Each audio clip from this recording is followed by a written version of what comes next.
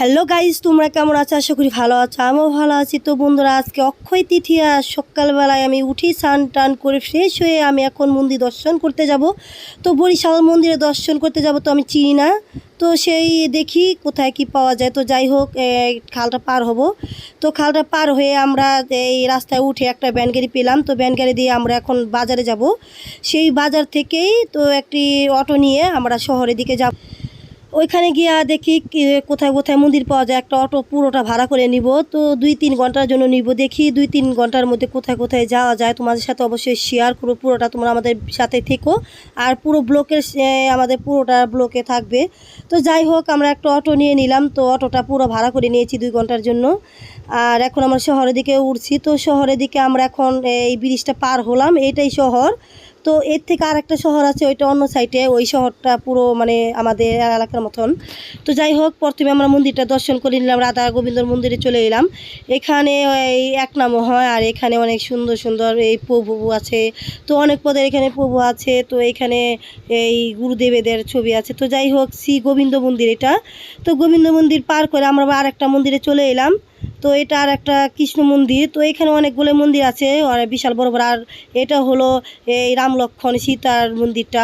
এটা কিছুদিন হলো তো এটা বানিয়েছে। তো যাই হোক, এটা আমরা দর্শন করে নিলাম মন্দিরটা। তো মন্দির দর্শন করে একটা সুন্দর একটা জায়গায় আসলাম, পুকুরটা। তো এই পুকুরটা খুবই সুন্দর করে ওনারা বলছে যে পুকুরটা সুন্দর করে বানাবে।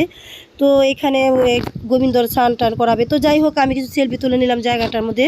তো সেলফি তোলার পরে এখানে আমার হাজব্যান্ড তো একটু কথা বলছে এখানকার সভাপতিদের সাথে। ওনারা সব কিছু গুছিয়ে গুছিয়ে বলছে যে এখানে কোনটা কি করবে। তো যাই হোক, এখানে একটি প্রভুর সাথে দেখা হলো। তো প্রভুর একটু ছবি তুলে নিলাম। তো গুরুদেবের ছবি নিয়ে আমরা একটু দর্শন করব। তো দর্শন করে আমি একটু পুরোটা ঘুরবো, চারিদিকে ঘুরে টুরে দেখবো যে কোথায় কি আছে। তো আজকে অক্ষয় তৃতীয়া, এখানে অনেক মন্দিরে অনেক লোকজন থাকে, আর সকাল থেকে লোকজন ভিড় থাকে। আর আমি যখন আসলাম তখন অনেকটা বেলা হয়েছে। তো যাই হোক, আমার কপালে একটু তিলক দিয়ে দিল, আমি তিলক লাগিয়ে কিছু সেলফি তুলে নিলাম।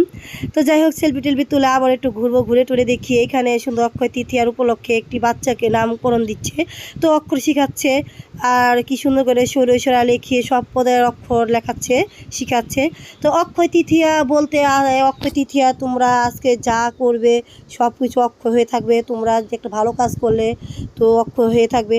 তো যে যেটা করবে সেটা আজকে অক্ষয় হয়ে থাকবে। তো যাই হোক, আমরা আবার আরেকটা মন্দিরে চলে যাব। তো ওইখান থেকে একটা লোক বলে দিচ্ছে অমুক জায়গায় যেতে।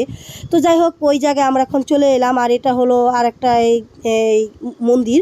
তো এটা হলো মা রক্ষাকালী মন্দির। তো এখান থেকেও একটু দর্শন নিলে আমাকে কিছু প্রসাদ দিয়ে দিল, সিঁদুর দিয়ে দিল, তো অনেক কিছুই দিয়ে দিল। তো আমি খুবই খুশি হলাম। তো সাথে করে নিয়ে এলাম, একটা ডাব কিনলাম। তো কি করবে এখন, মন্দির করে দর্শন নেওয়ার পর একটা ডাব খেয়ে নিলাম। তো খাওয়া দাওয়া শেষ করে আমরা আরেকটা মন্দিরে চলে এলাম, এই হলো নুকরাত মন্দির। তো একটা নুকরাত মন্দিরে দর্শন করে নিলাম। নুকরাত মন্দিরে দর্শন করে নিয়ে আবার বাইরে একটু দেখি, ঘুরে টুরে কী কী পাওয়া যায়। তো বাইরে আর একটা ঠাকুর আছে, কি ঠাকুর যেন বলতে পারতেছি না আমি।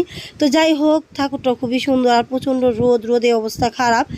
তো আরেকটা মন্দিরে চলে এলাম। এই মন্দিরটা পুজো হয়ে গেছে, লক করে দিয়েছে। এটা আর একটা কৃষ্ণ মন্দির, কালীমার মন্দির। তো শেষ করে আমরা চিপ টিপ কিনে বাড়িতে চলে যাচ্ছি। তো বন্ধুরা, ভিডিওটা যদি ভালো লেগে থাকে অবশ্যই